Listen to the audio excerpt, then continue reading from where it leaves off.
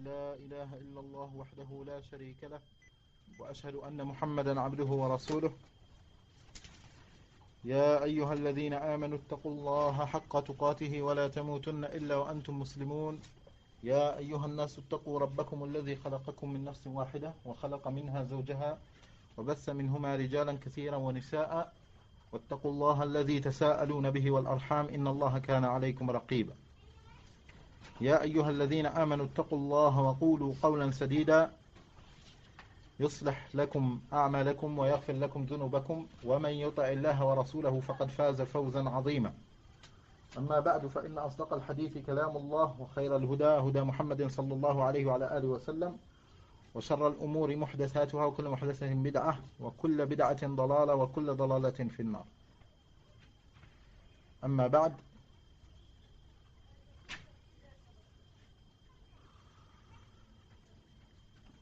النقطة الأخيرة, le dernier point, on va le refaire, celui de la dernière fois, c'est que c'est recommandé de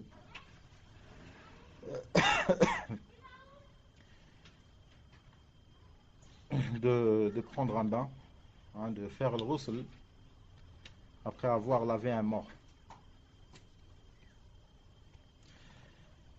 قال الشيخ الألباني رحمه الله تعالى رحمة واسعة ويستحب لمن غسله أن يغتسل لقوله صلى الله عليه وعلى آله وسلم من غسل ميتا فليغتسل ومن حمله فليتوضأ.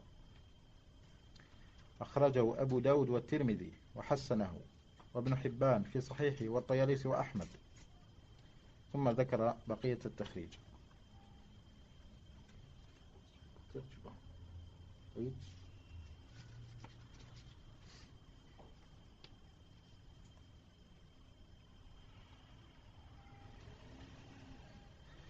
Après, Cheikh Al-Albani, rahimahullah ta'ala, qu'est-ce qu'il a dit? Il a dit وَظَاهِرُ الْأَمْرِ يُفِيدُ الْوُجُوبِ وإنما نقل وإنما لم نقل به لحديثين موقوفين لهما حكم الرفع. الأول عن ابن عباس رضي الله عنهما قال ليس عليكم في غسل ميتكم غسل إذا غسلتموه فإن ميتكم ليس بنجس فحسبكم أن تغسلوا أيديكم. طيب, dans le hadith sur lequel il s'est basé l'imam Al-Albani rahimahullah ta'ala pour dire comme quoi c'est recommandé seulement de se laver après avoir lavé un mort, c'est recommandé de se laver, puis il a donné un dalil, c'est ce qu'a dit Nabi sallallahu alayhi wa sallam man ghasala maytan falyaghtasil, man ghasala maytan falyaghtasil wa man hamalahu falyatawadda ومن حمله فليتوضأ. Et on avait dit comme quoi Cheikh Al-Albani rahimahullah ta'ala, il a dit comme quoi l'apparent dans ce hadith c'est l'obligation, et il a dit, on n'a pas dit que c'est obligatoire. Pourquoi cela? Parce qu'il y a deux hadiths, il y a deux hadiths qui nous ont laissé comprendre cela, que ce n'est pas obligatoire, que c'est recommandé seulement, et ces deux hadiths sont des hadiths mawqoufa. On a dit c'est quoi c'est le mawqouf? Ça fait partie des paroles de Sahaba radiyallahu anhu. Alors il a dit que c'est des hadiths mawqoufa. C'est des hadiths mawqoufa.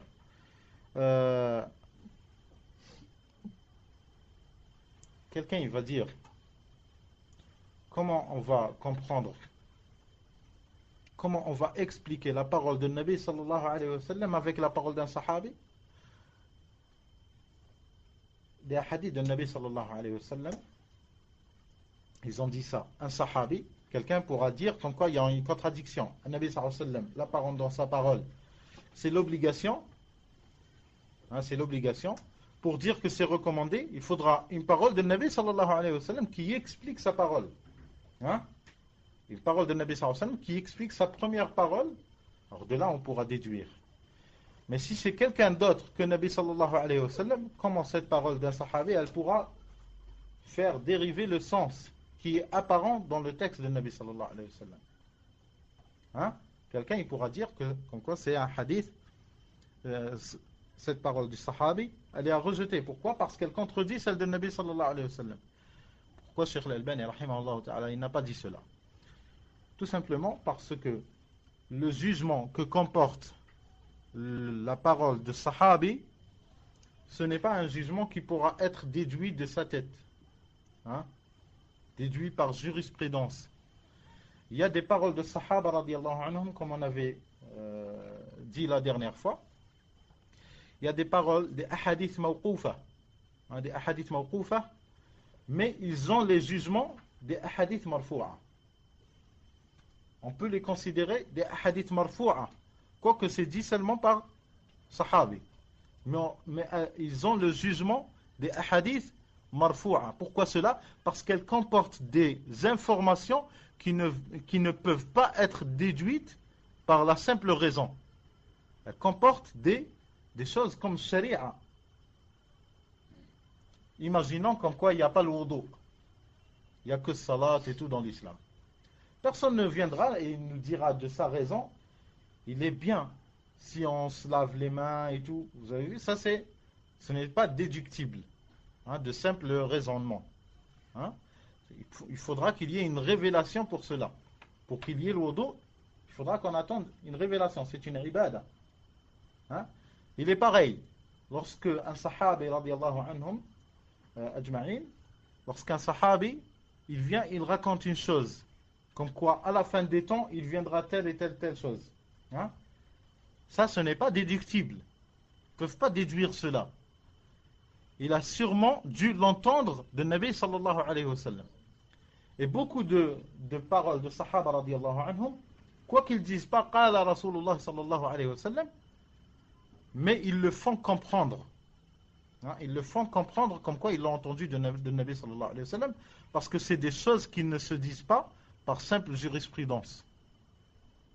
Hein, tel il est le cas pour ce hadith de Ibn Abbas. Alors on dit que c'est un hadith mawqouf, mais lahu hukm al-rafa'. C'est un hadith mawqouf, mais il a la valeur d'un hadith marfou'. Alors, dans ces cas-là, on pourra expliquer les hadiths marfou'a de Nabi sallallahu alayhi wa sallam avec ces hadiths mawqoufa. Ils peuvent être explicatifs. Ces hadiths-là, ils peuvent être explicatifs à l'autre parole de Nabi sallallahu alayhi wa sallam. Pourquoi? Parce que c'est des choses qui ne se disent pas par simple raisonnement ou bien simple jurisprudence. Comment tu sais que le mort, il est impur ou il n'est pas impur? Comment tu sais cela? Ça, ce n'est pas par simple déduction. Quoi que tu sois Cheikh al-Islam. Pourquoi? Al-Najasat et les choses tahira, al-tahirat ou al-Najasat, ça c'est limité dans le din. C'est Allah qui te révèle que telle chose, elle est pure et telle chose, elle est impure. Hein? Peut-être nous, on pourra déduire comme quoi des choses, elles sont, par notre simple raisonnement, on pourra déduire comme quoi des choses, elles sont impures, alors qu'en vérité, dans le din et l'islam, elles sont pures. Telles que, Abdelaziz. C'est ta faute, toi. Il faut rentrer dans le khilaf. Non, tel que l'alcool. Hein? Je fais khilaf, mais c'est le plus authentique.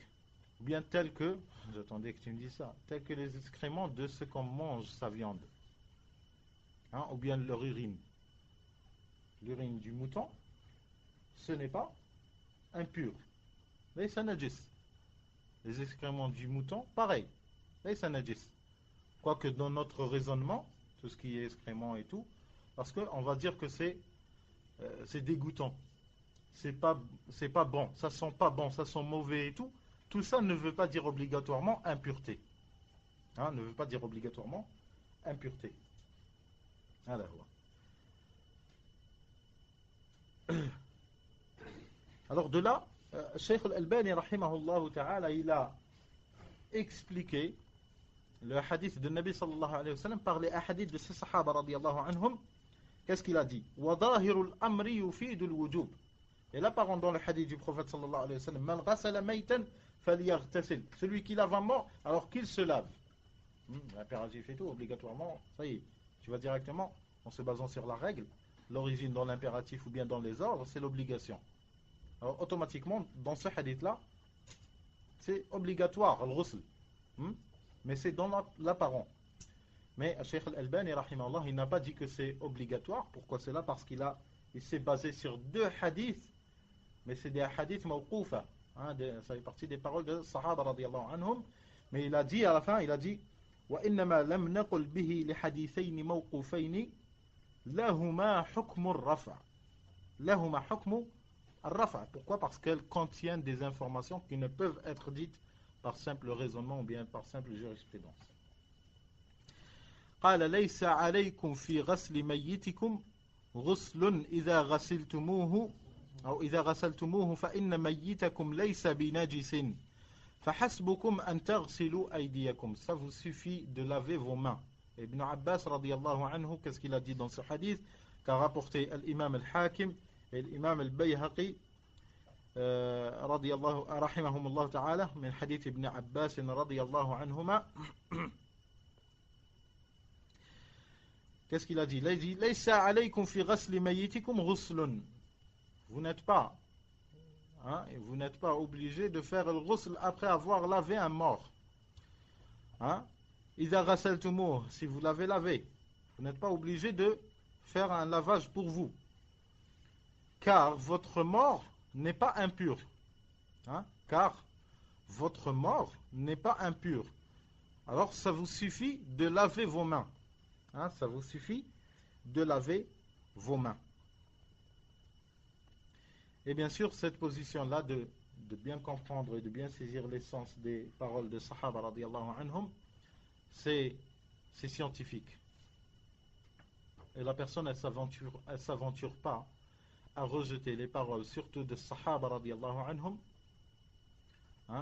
de les rejeter par simple apparence comme quoi elles contredisent les hadiths de Nabi sallallahu alayhi wa sallam. Il faudra que tu saches que ceux qui t'ont rapporté la parole de Nabi sallallahu alayhi wa sallam, que tu la prends comme preuve, Sahaba radiyallahu anhum, c'est eux qui t'ont rapporté les hadiths de Nabi sallallahu alayhi wa sallam. Na'am akhi. Safha. واش عندك المعارف 72 وإياك. إذن هذا الحديث الأول on dit que c'est une qarina. Ce hadith c'est une qarina qui nous a permis, qarina c'est un hadith qui parle dans le même sujet, qui nous a permis à expliquer le premier hadith comme quoi que c'est l'impératif mais ce n'est pas obligatoire. Alors ça descend au niveau surrogatoire recommandé, un mustahab. هذا بالنسبة للحديث الأول. وقال الحاكم صحيح على شرط البخاري ووافقه الذهبي وإنما هو حسن إسنادي كما قال الحافظ في التلخيص لأن فيه عمرو بن عمر وفيه كلام وقد قال الذهبي نفسه في الميزان بعد أن ساق أقوال الأئمة فيه حديث صالح حسن. Et de là, il y a le sujet qu'on avait parlé une fois lorsque Cheikh Al-Albani rahimahullah il utilise le fait que l'imam al-Hakim rahimahullah rapporte un hadith et il dit sahih al-isnad et après on a dit comme quoi on n'a pas le droit de dire wafaqahu al-Dhahabi wa wafaqahu al-Dhahabi comme l'imam rahimahullah il a dit ici. On n'a pas le droit de dire cela car on est en train d'imposer des positions à l'imam al-Dhahabi que lui-même il ne se les ait pas conditionnées dans son livre, dans le résumé de Mustadrak al-Hakim.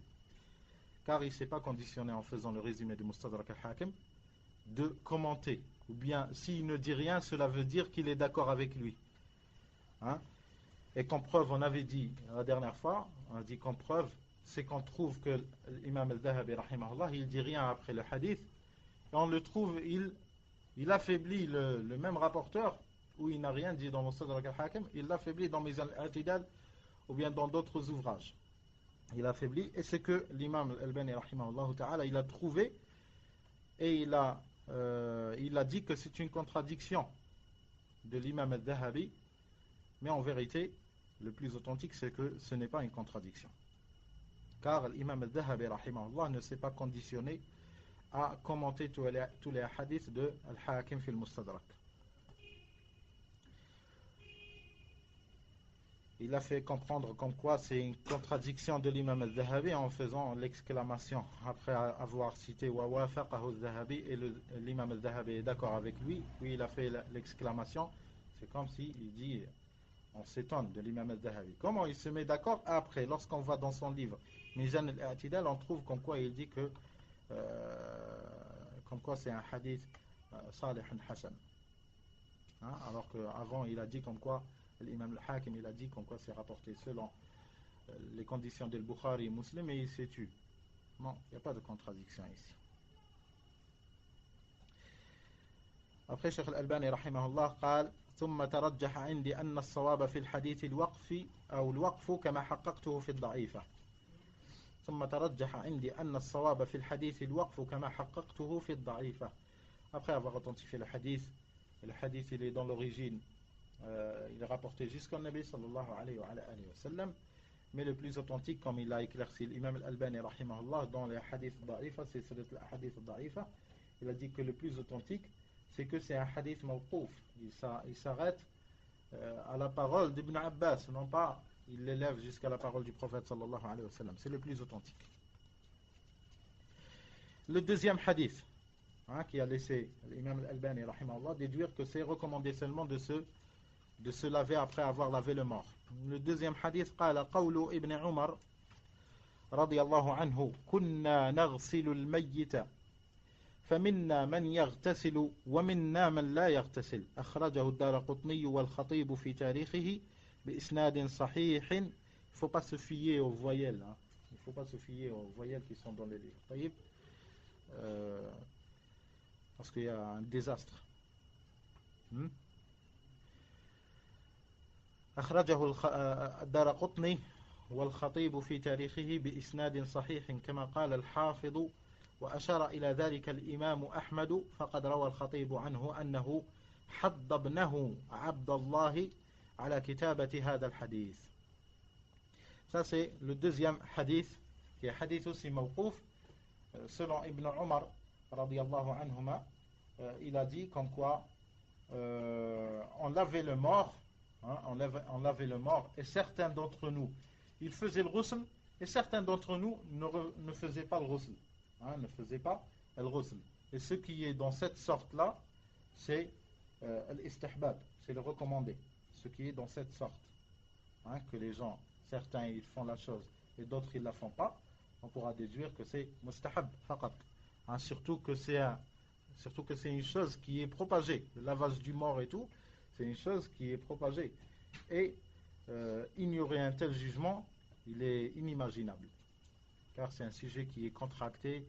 Là où il y a un mort il est fait, hein, là où il y a un mort il est fait et c'est contracté par les sahaba radiyallahu anhum. Il est inimaginable que personne d'entre eux ne s'est rendu compte comme quoi c'est obligatoire, hein? Alors ça c'est le deuxième hadith qui nous laisse prouver comme quoi le ghusl c'est mustahab faqat, il est simplement recommandé. Puis le 32e point, قال الإمام الألباني رحمه الله تعالى ولا يشرع غسل الشهيد قتيل المعركة ولو اتفق أنه كان جنبا وفي ذلك أحاديث. Il a dit, il n'est pas cité dans Sharia, il n'est pas cité le fait de laver le mort, hein, le fait de laver le mort lorsqu'il meurt dans la scène, bien sur la scène du combat, hein, shahid, le martyr, lorsqu'il meurt sur la scène et dans le champ de bataille, il n'est pas rapporté dans Sharia, hein, dans le kitab et dans le sunnah, comme quoi on le lave, on lui fait ghusl al-mayyit, on lui fait pas, hein, on lui fait pas, même s'il était dans après avoir eu des rapports, après il est mort, après avoir eu des rapports avec sa femme, rapports sexuels et tout, il y a eu pénétration et tout, hein, tout ce que comporte le terme rapport sexuel. Alors s'il meurt après ces rapports-là, même s'il n'a pas fait ghusl al-janaba, on ne le lave pas, ni ghusl al-janaba, ni ghusl du mort, ni ghusl de janaba, ni ghusl du mort. Et il a dit, et il y a pour cela des hadiths.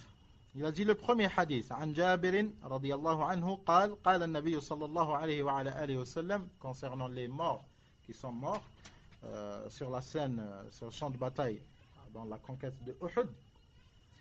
قال النبي صلى الله عليه وسلم ادفنوهم في دمائهم يعني يوم أحد ولم يغسلهم. وفي رواية فقال أنا شهيد على هؤلاء لفوهم في دمائهم فإنه ليس جريح يجرح في الله إلا جاء وجرحه يوم القيامة يدمى لونه لون الدم وريحه ريح المسك. لونه لون الدم وريحه ريح المسك.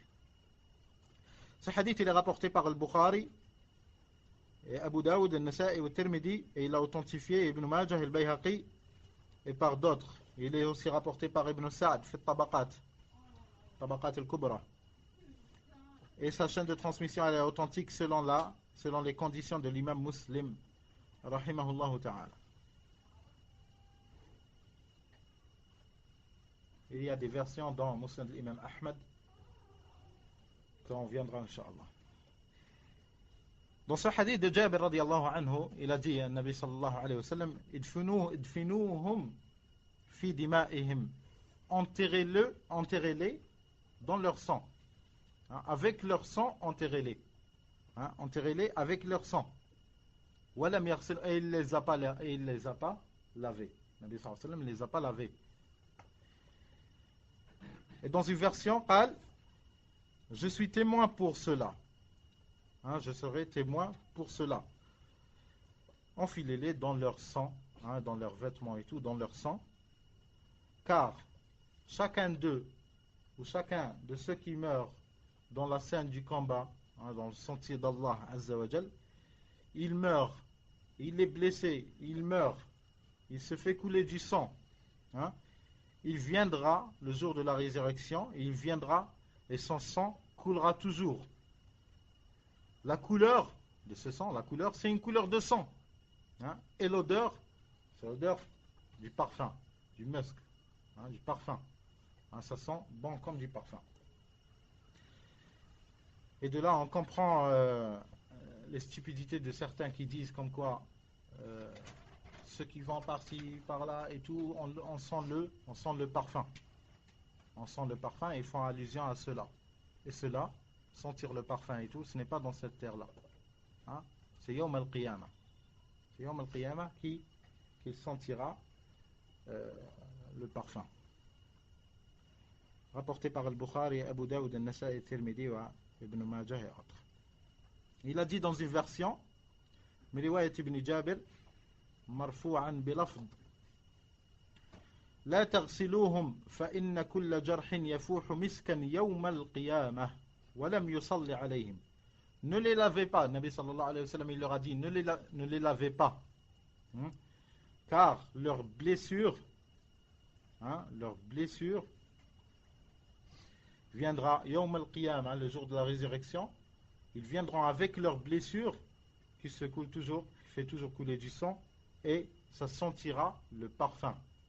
Ça sentira le parfum, et il n'a pas fait salat sur eux. Walam yusalli alayhim. Et il n'a pas fait salat sur eux, Nabi sallallahu alayhi wa sallam. Et sa chaîne de transmission, elle est authentique. In kana si Ibn Jabir huwa Abd al-Rahman. وأما إذا كان هو محمدا أخا عبد الرحمن فإنه ضعيف ولم يترجح عندي أيهما المراد هنا. Dans cette version-là, Cheikh Al-Albani rahimahullah, il a le doute sur une personne dans la chaîne de transmission. C'est pour ça qu'il s'est abstenu à définir c'est qui cette personne-là, car il y a deux personnes qui portent le même prénom, ou bien le même nom, ou bien le même nom du père, Ibn Jabir. Alors il avait du doute si c'est Ibn Jabir qui se prénomme Abdurrahman, la chaîne de transmission à ce moment-là est authentique. Et si le Ibn Jabir, son prénom c'est Muhammad, c'est-à-dire le frère de Abdurrahman, alors à ce moment-là, il est faible et le hadith, il reste faible. Hein, la chaîne de transmission restera faible. Mais le hadith, il est authentique parce qu'on avait cité dans la version de Bukhari, Abu Daoud, Nasa'i, Tirmidhi et autres. Rahimahumullah ta'ala. Et c'est ça, et c'est cela la science. Des fois même le savant, il s'abstient à dire des choses, tellement il cherche l'authentification. Tellement ils sont minutieux et tellement ils craignent de dire des choses où ils n'ont pas beaucoup de science, où ils n'ont pas assez de science qui les qualifie, qui les laisse dire une décision définitive. Une décision définitive, comme il est le hadith du fait de répondre salam en disant wa alaykum salam wa rahmatullahi wa barakatuh wa maghfiratuh. Dans ce hadith-là, le Cheikh Al-Albani rahimahullah ta'ala aussi, il l'a authentifié, mais avec une condition. Avec une condition, un certain Muhammad dans la chaîne de transmission. C'est qui? Puis, le Cheikh Al-Albani rahimahullah, il a dit, je crois que c'est Muhammad tel. Il a dit, si c'est lui, le hadith, il est, comme j'ai dit maintenant, il est authentique. Mais en vérité, le hadith, il est faible. Car Muhammad, il est authentifié comme quoi, comme l'a rapporté l'imam al-Bukhari dans son Tarikh al-Kabir, comme quoi c'est Muhammad ibn Humayd al-Razi, et c'est un menteur. C'est un menteur et le hadith, il est faible. Alors il ne fait pas partie de la sunna de dire wa alaykum salam wa rahmatullahi wa barakatuh wa maghfiratuh. Ce rajout wa maghfiratuh, il n'est pas authentique. Alors qu'on le sache très bien, bi'idhnillahi azza wa jal. Man? ضعفه ابن عباس عبد الله بن عباس رضي الله عنه. عبد الله بن عباس رضي الله عنهما, الإمام مالك رحمهم الله. Et au lieu de dire ça, j'aurais préféré que tu me dises من صححه.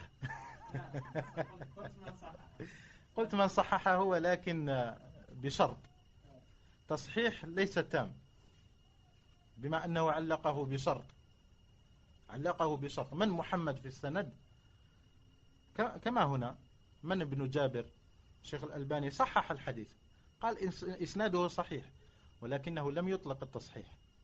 قال إسناده صحيح إن كان ابن جابر هو عبد الرحمن, فإن كان ابن جابر هو محمد أخو عبد الرحمن فهو ضعيف. اشترط نعم, ولكنه لم يجزم. كذلك في حديث ومغفرته لم يجزم. الذي ضعف الذي قال بالإلزام ضعيف, يعني قال أن غفل هذا الشيء عن الألباني. من هذا؟ محمد بن حميد الرازي الذي ضعف هذا الحديث. استدل بهذا الدليل. كيف غفل هذا الشيء عن الشيخ الألباني؟ لأنه بشر. بشر. تجد مسائل حفاظ أحفظ من الإمام ابن حجر كأبي داود. مثلا أعطيك مثال. الشيخ الألباني رحمه الله يراجع أقوال أئمة كبار حفاظ. الشيخ الألباني رحمه الله ليس من الحفاظ على وثيرة هؤلاء, ليس من درجتهم في الحفظ وليس من درجتهم في الإمامة, ولكنه يعقب عليهم. ولكن إذا عقب عليهم يعطينا الأدلة. فلذلك نأخذ بكلام الشيخ الألباني في هذه المسألة. مثلا لما يقول رواه أبو داود, أو يقول مثلا مثل ما قال هنا, قال الحاكم قال صحيح على شرط البخاري ووافقه الذهبي, ثم قال ولكنه ليس على شرط البخاري ولا على شرط مسلم. يعني هنا عقب على الإمام الحاكم. ومن الشيخ الألباني بجنب الحاكم؟ الشيخ الألباني ليس بشيء بجنب الحاكم رحمه الله. فلذلك الشيخ مقبل رحمه الله تعالى يقول يكفي فخرا للشيخ الألباني أن يكون مجرد باحث في الحديث. انتبه, مقارنة مع هؤلاء هو مجرد باحث كاتب في الحديث, ولكن مقارنة بأهل زماننا هو حافظ الدنيا. هذا من عقب عن الشيخ الألباني من المعاصرين وقال أن الحديث ضعيف. من المعاصرين؟ ليش من المعاصرين؟ هذا قيد لم نعهده في العلم. لا, أنا أريد أن أعرف. إذا أردت أن تعرف بعلم. أما التقييد بالمعاصرين هذا ليس علم. لا, كيف الحديث يعني غفل عليه الشيخ الألباني؟ عندك الشيخ الألباني يقول ومغفرته. ابن عباس رضي الله عنهما يقول انتهى السلام إلى ورحمة الله وبركاته. ابن عباس يقول انتهى السلام إلى وبركاته. هذا قول ابن عباس. ابن عباس صحابي. ليس بحجة. كرمك الله. لكن قول الصحابة ليس بحجة. كيف؟ قول الألباني حجة؟ انت ذكرت فيه قول ابن عباس. قلت قال ابن عباس انتهى وبركاته. تستدل بقول الصحابي. نعم. قول الصحابة ليس بحجة. حجة، من قال لك بأنه ليس حجة؟ إجماع الصحابة حجة. لا أبدا. الصحابي واحد ليس بحجة. أبدا، أخطأت. أنا أعتقد بأنك أخطأت. إذا كنت تعتقد بأنك مصيب فبين. أنا أعتقد بأنك أخطأت، ولكن قد تكون أصبت وغفل علي شيء. نرجع إلى الحديث. لا نرجع إلى ابن عباس. إذا قلت حوله مغفرته قلت محمد بن حميد الرازي. نعم. هكذا. هذا الذي هذا ضعيف قلت أنت. كذاب، مثل ما يقول شيخ الألباني رحمه الله. ولكن كيف هو ذكر، أنت قلت في الموطأ الإمام مالك يذكر أنه ضعيف هكذا. أنا ما قلت الموطأ، قلت الإمام مالك. قلت الإمام مالك صراحة. قلت الإمام مالك. نعم. والحديث الآن؟ الحديث الآن إيش؟ ضعيف. ضعيف بهذا القيد. أي قيد؟ أنت قيدت بأنه ضعيف عن محمد. لأنه لا يصح إسناده، لأن سنده لا يصح. وما قال بأن سنده لا يصح؟ ومن قال أنه يصح؟ نعم، هذا معروف. نعم. يكفيك ابن برجس، عبد السلام بن برجس حفظه الله وسدده الله وعافاه، حقق في هذه المسألة وذكر أقوال الأئمة المتقدمين من ابن عباس إلى زماننا، وأتى بأدلة ما لم يأتي به الشيخ الألباني رحمه الله.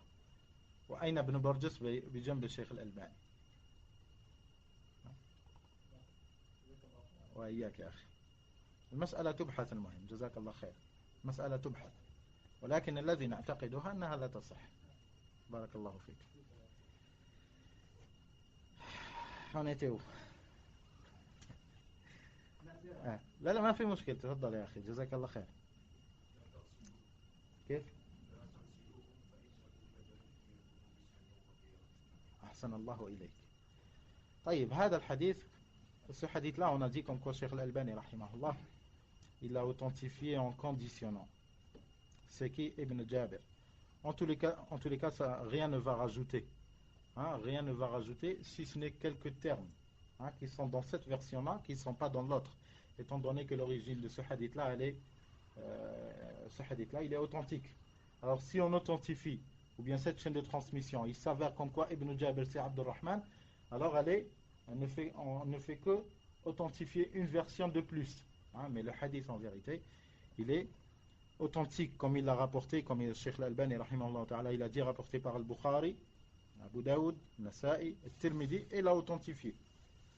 Tirmidhi, il l'a authentifié, et Ibn Majah, et les autres imams rahimahumullah. Après, qu'est-ce qu'on a?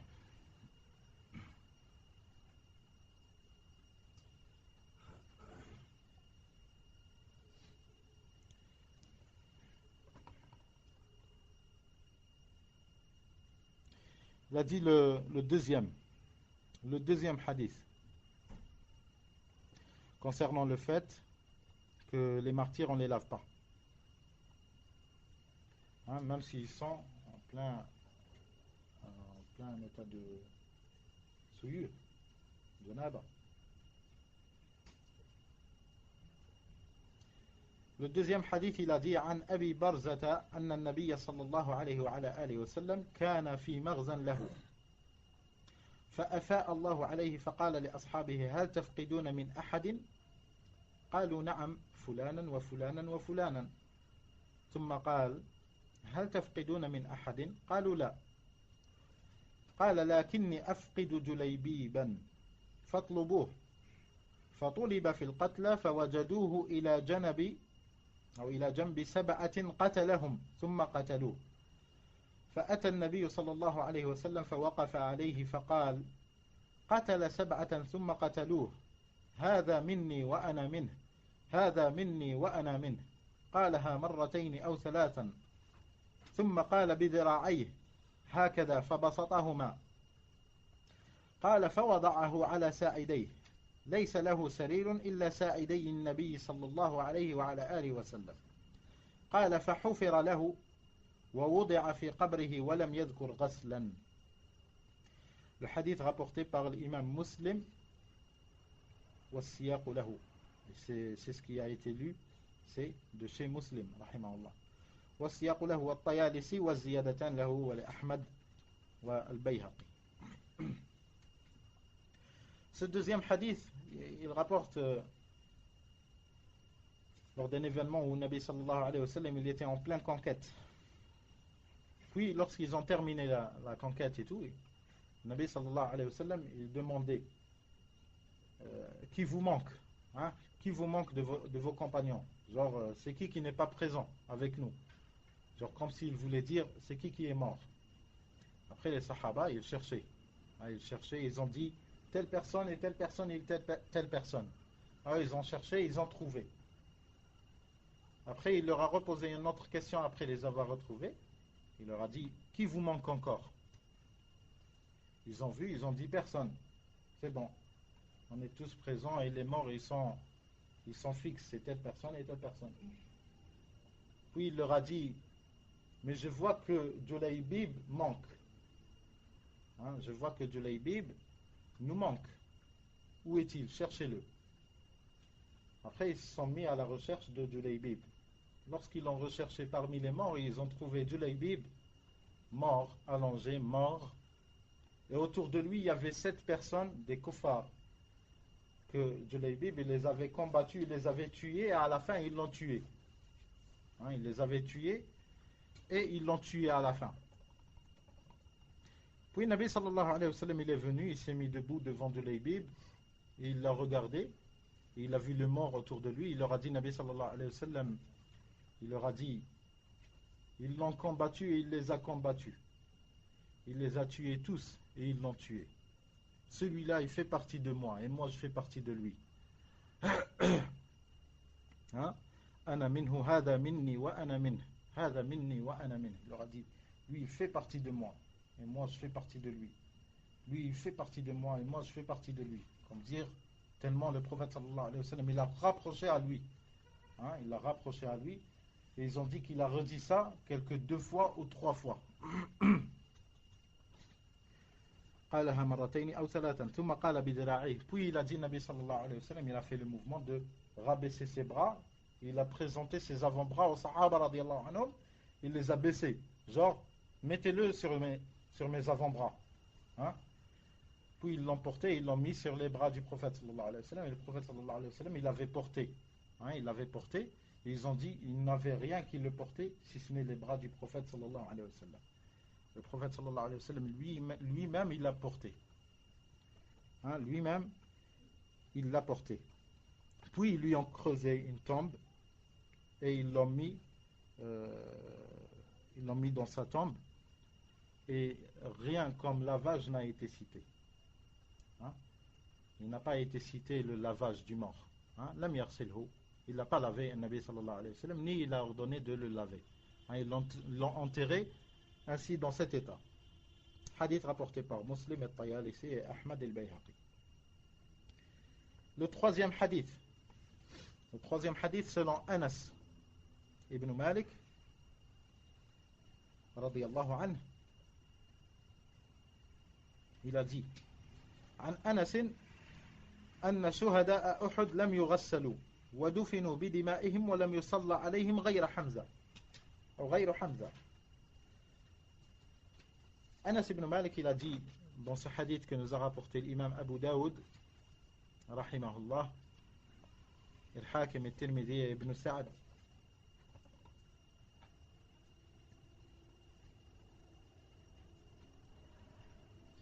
et que Cheikh Al-Albani rahimahullah il a dit comme quoi il est bon, sa chaîne de transmission elle est bonne quoi qu'elle est selon les conditions de l'imam Muslim rahimahullah ta'ala. Dans ce hadith on a dit de Anas ibn Malik, hadith mawqouf, Anas ibn Malik il dit les shuhada de Uhud, les martyrs de Uhud, on les a pas lavés.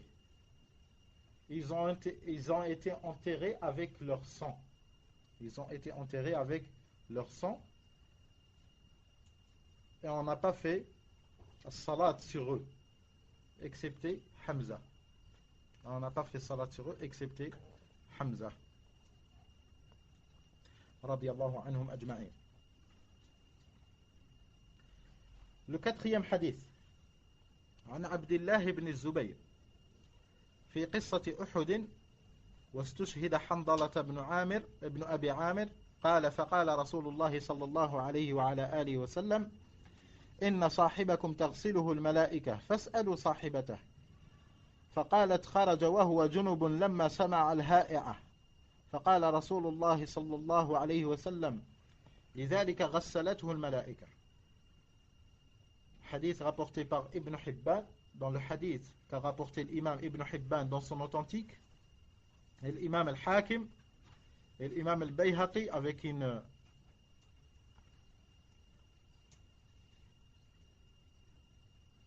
correcte chaîne de transmission, comme l'a dit l'imam al-Nawawi rahimahullah ta'ala dans son Majmou'.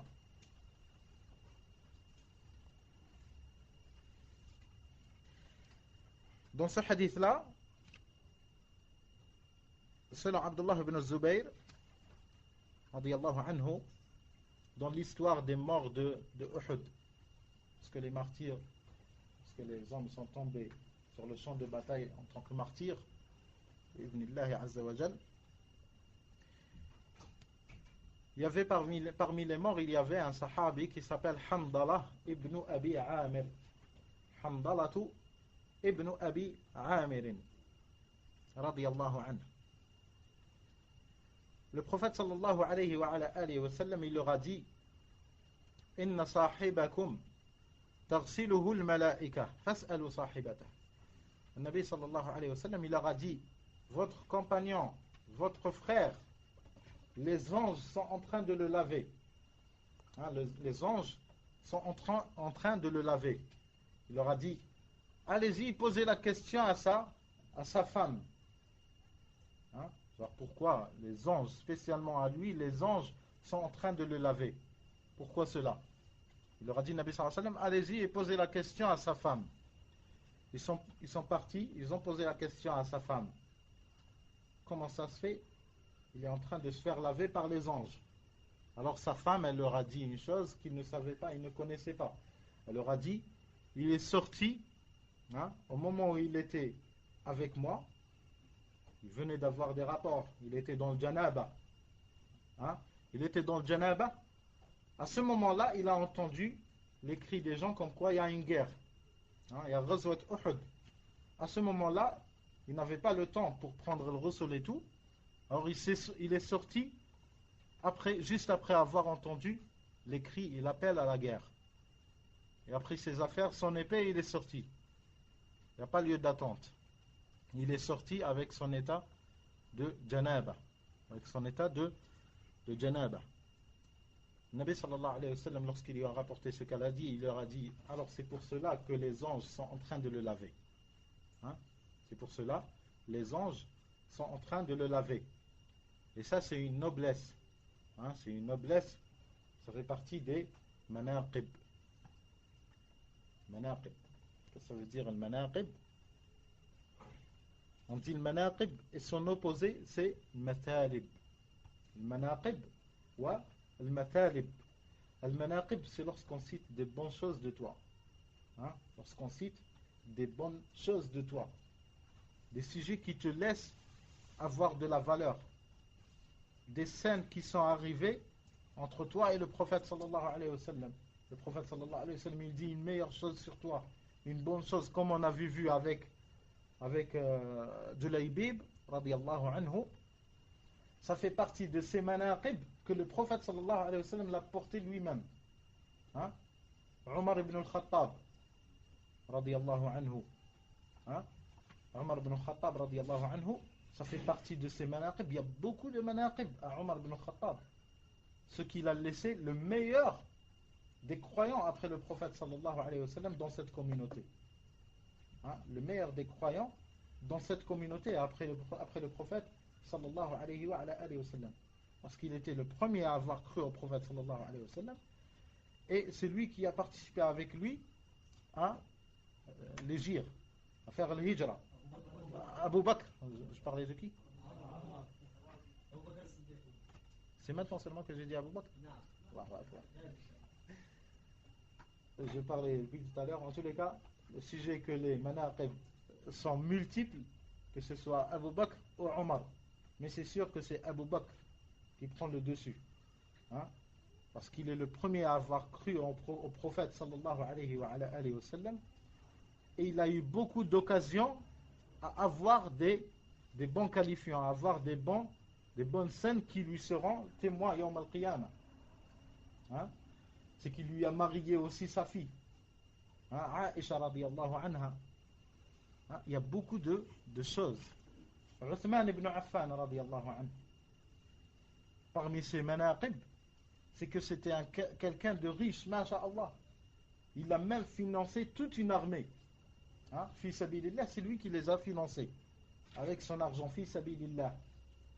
Et ça fait partie de ces manaqib que le Nabi sallallahu alayhi wa sallam, il a dit à Uthman, ma darra Uthman ma fa'ala ba'da al-yawm. Rien ne touchera de mal à Uthman après qu'il ait fait ce qu'il a fait ce jour-là. C'est-à-dire le jour où il a financé toute une armée fi sabilillah. Hein? Multiples manaqib. Il y a des livres qui sont spéciaux dans les citations des manaqib.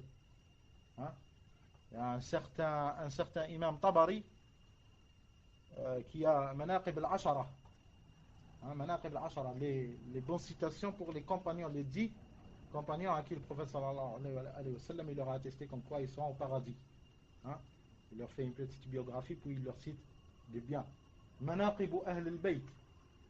Manaqibu ahl al-bayt. Les valeurs. Hein, les valeurs de la famille du prophète sallallahu alayhi wa sallam. Hein? Manaqibu Ali ibn Abi Talib, comme il a fait l'imam al-Nasa'i, si je me rappelle bien. Il a un livre à part, Khasa'isu, et spécialement Khasa'isu, les spécificités de Ali ibn Abi Talib, mais ça rentre dans les manaqib. Ça rentre dans les manaqib. Ainsi, il y a des chapitres spéciaux dans la majorité des livres qui regroupent la majorité des chapitres. Hein, comme le chapitre de Sira et tout, comme le Bukhari par exemple, il a Kitab al-Manaqib. Kitab al-Manaqib. Manaqib al-Sahaba, Manaqib al-Muhajirin, Manaqib al-Ansar. Hein, et ainsi de suite.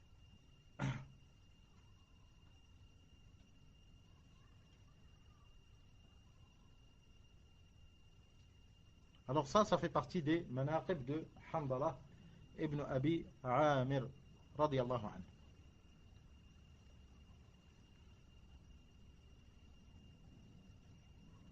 Le cinquième hadith, c'est selon Ibn Abbas radiyallahu anhuma. Selon Ibn Abbas radiyallahu anhuma, il a dit أصيب حمزة بن عبد المطلب وحنظلة بن الراهب وهما جنب فقال رسول الله صلى الله عليه وعلى آله وسلم رأيت الملائكة تغسلهما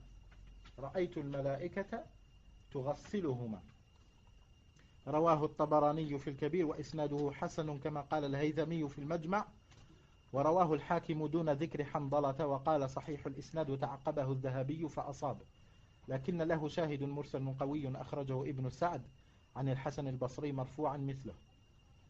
قلت وسنده صحيح رجاله كلهم ثقات وفيه رد على الحافظ فإنه وصف حديث ابن عباس بالغرابة لأنه ذكر فيه حمزة مع أنه قال في سنده إنه لا بأس به كما حكاه الشوكاني عنه فالظاهر أن الحافظ رحمه الله لم يقف على هذا الشاهد. Dans ce hadith-là d'Ibn Abbas radiyallahu anhuma, qu'a rapporté l'imam al-Tabarani l'imam At-Tabarani, rahimahullah, dans sa grande encyclopédie, Al-Mu'jam al-Kabir, qui est imprimé de nos jours en 20 volumes. Tahqiq de Hamdi Abdel Majid al-Salafi. Hamdi Abdel Majid al-Salafi, un irakien.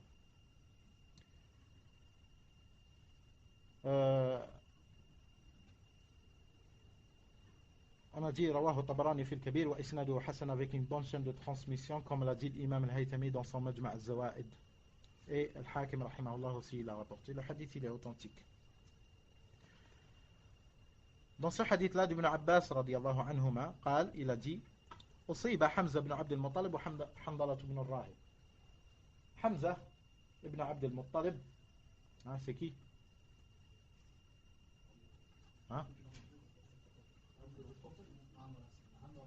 L'oncle du prophète. Oui ou non? C'est confirmé. Amm al-Rasoul sallallahu alayhi wa sallam. C'est l'oncle du prophète. Radiyallahu anhu. Hamza ibn Abd al-Muttalib wa Hanzala ibn al-Rahib.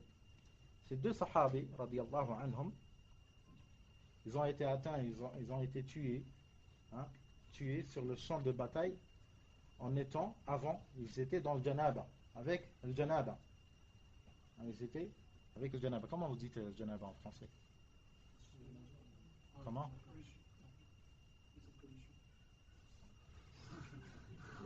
Jouer l'écolo ou quoi? Qu'est-ce que tu dis, Sidat? Grande souillure. Alhamdulillah. Comment? Bien sûr, ils ont janaba d'origine. Alors je dis kafir, je dis meilleur de ces états, c'est le janaba. Allah musta'an. Alhamdulillah. Vous comprenez al-janaba, on le dit, on le redit jamais. Al-janaba, après avoir eu des rapports sexuels, après avoir eu des rapports sexuels avec sa femme, l'homme et la femme, ils tombent dans un état de souillure majeure qu'on appelle al-janaba, qu'on appelle al-janaba. Alors Hamza ibn Abd al-Muttalib radiyallahu anhu wa Hanzalatu ibn al-Rahib radiyallahu anhu wa anhum ajma'in, an sahabati ajma'in, ils ont combattu tout en étant dans l'état de janaba. Ils ont combattu et ils sont morts. Ils sont tombés en champ de bataille et ils étaient dans cet état de janaba. Lorsqu'ils sont morts, radiyallahu anhum, le prophète sallallahu alayhi wa sallam, il a vu les anges en train de les laver, de laver Hanzala ibn al-Rahib par là et Hamza ibn Abd al-Muttalib par là. Les anges, ils s'occupaient d'eux, ils les lavaient. هذا هو. قال صحيح الإسناد ذكرنا. ثم après Cheikh al-Albani rahimahullah, il cite une chose et il dit قال الإمام الألباني رحمه الله واعلم أن وجه دلالة الحديث على عدم مشروعية غسل الشهيد الجنوبي هو ما ذكره الشافعية وغيرهم أنه لو كان واجبا لما سقط بغسل الملائكة، ولأمر النبي صلى الله عليه وعلى آله وسلم بغسله لأن المقصود منه تعبد الآدمي به. انظر المجموع ونيل الأوطار. انظر المجموع ونيل الأوطار. الشيخ الألباني رحمه الله تعالى, après avoir cité tous ces hadiths-là, il a dit, et sache que Shahid, dans tous ces hadiths-là, qu'est-ce que ça veut dire Shahid? حياك الله. C'est pas Shahid. الشاهد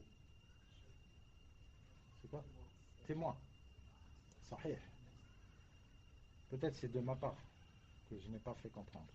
Je vais reposer la question. C'est pas rien ça. Je vais reposer la question. Lorsqu'on te dit الشاهد من هذا الحديث هو Qu'est-ce que cela veut dire?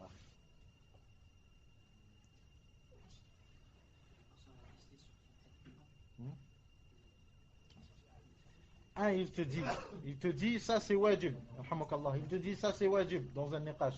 Il te dit ça c'est wajib. Tu lui dis donne-moi dalil. Il te dit قال النبي صلى الله عليه وسلم إنما الأعمال بالنيات وإنما لكل امرئ ما نوى. Hein? Tu vas lui dire c'est quoi shahid dans ce dalil là?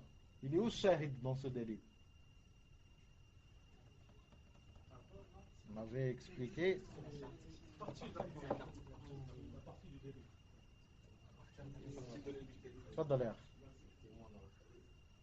Ah, on peut dire le témoin dans le hadith même. Le hadith en tant que hadith, il peut ne pas être compris, tellement il englobe beaucoup de sens. Alors lorsque tu me cites un hadith de 5 lignes, alors que j'ai besoin que tu me donnes le passage qui nous est intéressant. Hein, le passage qui nous est intéressant. Lorsqu'il te dit innamal a'mal bin niyat wa innama likulli imri'in ma nawa, tu lui dis il est où shahid dans ce hadith? Il est où le témoin de notre affaire? Pourquoi? Autrement dit, pourquoi ce hadith-là, c'est un dalil pour toi? Autrement dit, pourquoi ce hadith, c'est un dalil pour toi? Alors lui, il te dit parce qu'il y a innama.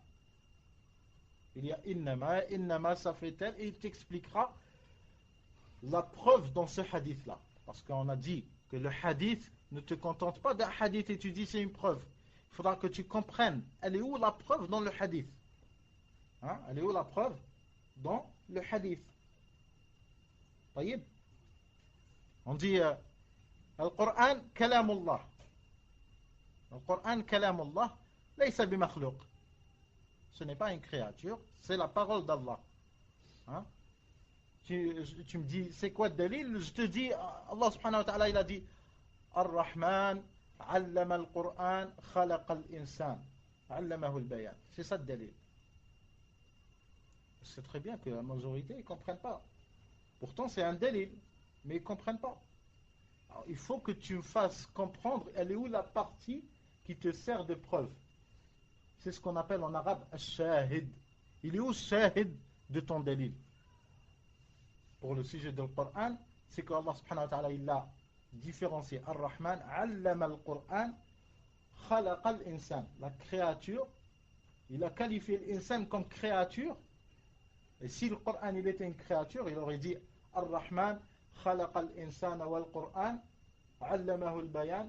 Non, Allah subhanahu wa ta'ala il a différencié entre la créature et ce qu'il a fait après, appris de sa parole à lui subhanahu wa ta'ala. Il l'a retiré de la créature. Il faut bien comprendre. C'est pas un, il vient, il te donne un hadith, il te dit c'est ce qu'a rapporté Al-Bukhari, Muslim, et Tirmidhi, et Al-Hafid ibn Hajar, il a cité, il te gonfle toi, tu commences à trembler et tout. Alors qu'en vérité, peut-être il n'y a aucun délit de tout ce qu'il a cité. Combien on trouve des livres gros, et en vérité, il n'y a rien. Regardez Fatawa del-Qardawi sur le Ghina. Tu trouves des paroles, des salafs et tout, toi tu dis, voilà, c'est grave. Hein? Ah, mieux vaut que je rentre pas avec eux, déjà c'est des gens de dalal, et tu vas partir. Non, en vérité, il n'y a rien, que du vent. Hein? Pourquoi? Parce que ça ne sert pas de dalil. Pour cela, il faudra comprendre ce détail qui est le hadith, cela ne veut pas dire qu'il comporte vraiment qu'ils font vraiment un dalil dans un sujet. Il faut faire attention. Même il est dans l'apparent, il t'apparaît comme quoi c'est tel, mais en vérité, en travaillant, en cherchant, tu trouves que non.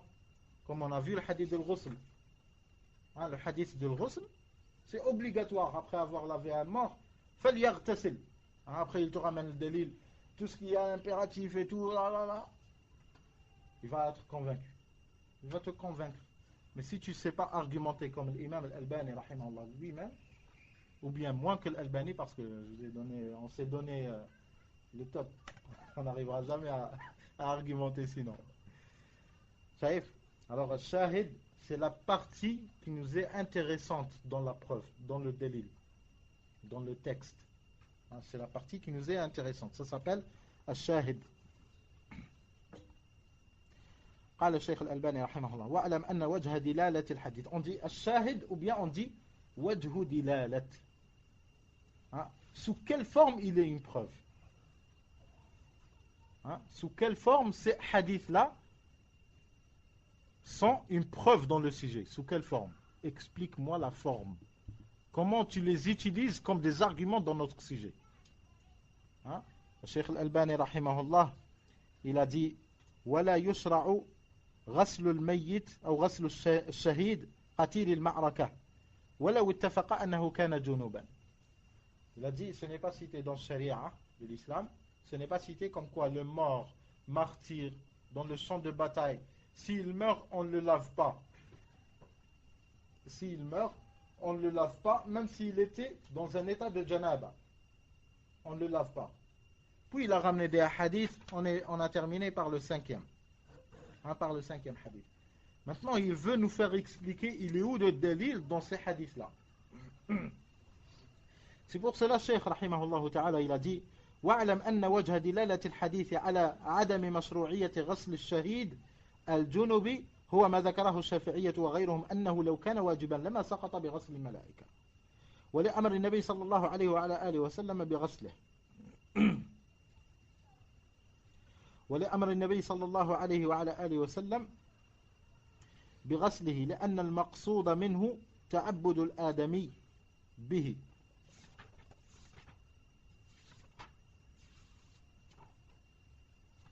Dans le hadith de celui qui est tombé de sa chamelle pendant le pèlerinage et tout, vous vous rappelez? Vous vous rappelez de ce hadith? Le pèlerin il est tombé de sa chamelle et tout, et il est mort sur le champ.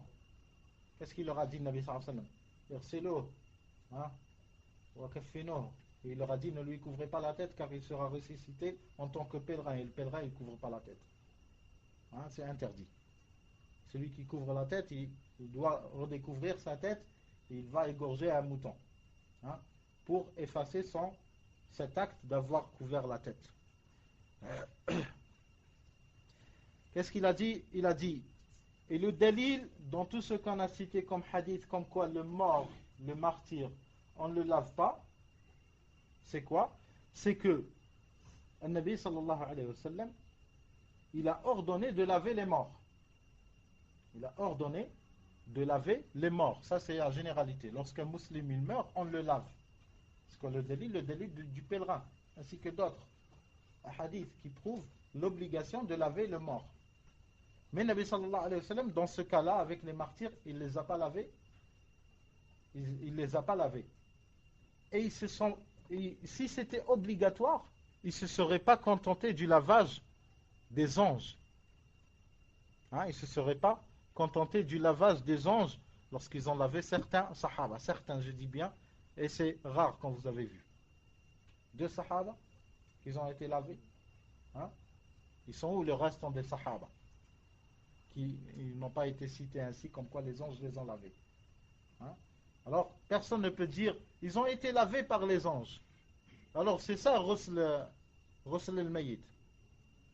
Ben non, ça ne sert pas de preuve. Pourquoi? Parce que le fait de laver les morts, c'est une adoration. Le fait de laver les morts, c'est une adoration comme toi. Ghusl al-Jumu'ah, Ghusl al-Janaba, lorsque tu te laves, c'est une adoration que tu fais. Il est recommandé de la faire pareil que ce que le prophète sallallahu alayhi wa sallam la faisait. Et non pas c'est une adoration, alors tu fais Ghusl al-Janaba, tu remplis la baignoire, tu rentres dedans et tu fais la mousse. Ça a une manière. Ça a une manière qui est citée dans la sunna. Comme quoi Nabi sallallahu alayhi wa sallam il commençait par ses mains, il lavait ses parties, puis il lavait les mains, puis il lavait sur sa tête, puis son côté droit, puis son côté gauche. Puis il terminait son wudu en lavant les pieds. Avec des manières qui sont citées dans le chapitre. Alors, le fait qu'on se lave et qu'on lave nos frères morts, c'est une adoration. Et les anges ne peuvent pas remplir cette adoration à notre place. Le lavage des anges à ces sahaba-là n'a été que signe de noblesse. N'a été que signe de noblesse et c'est des manaqib. C'est des manaqib à ces sahaba-là. radiyallahu anhum ajma'in. C'est quelque chose, c'est des signes qu'Allah subhanahu wa ta'ala les a valorisés. Hein, il leur a donné encore un signe de noblesse plus que ce qu'ils n'ont. Car ça leur suffit comme noblesse de vivre auprès de Nabi sallallahu alayhi wa sallam, de vivre avec lui et de combattre encore plus à ses côtés. Ça suffit ça comme noblesse, mais Allah subhanahu wa ta'ala leur a donné encore plus. Hein? Et c'est ce Rasul des anges là.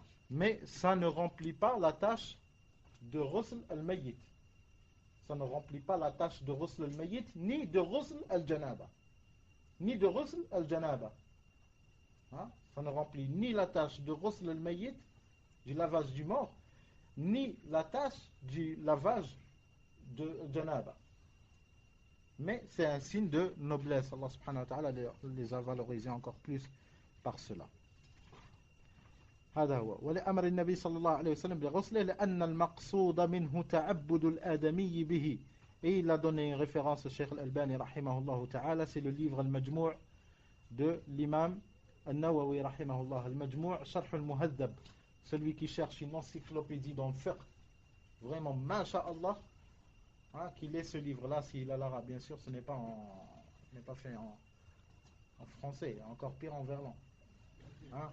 C'est un livre en arabe, hein, en 20 volumes. Les 18 volumes, ils sont faits par l'imam Al-Nawawi rahimahullah. Il est mort après avant avoir terminé les 2 restants. Puis il a terminé les 2 autres, un des imams de Shafi'iyya rahimahullah. Ce livre-là, il est très intéressant car il est un sharh d'un livre chez Shafi'iyya rahimahullah. C'est Al-Muhaddab, Kitab Al-Muhaddab, je crois, de Abu Ishaq al-Shirazi.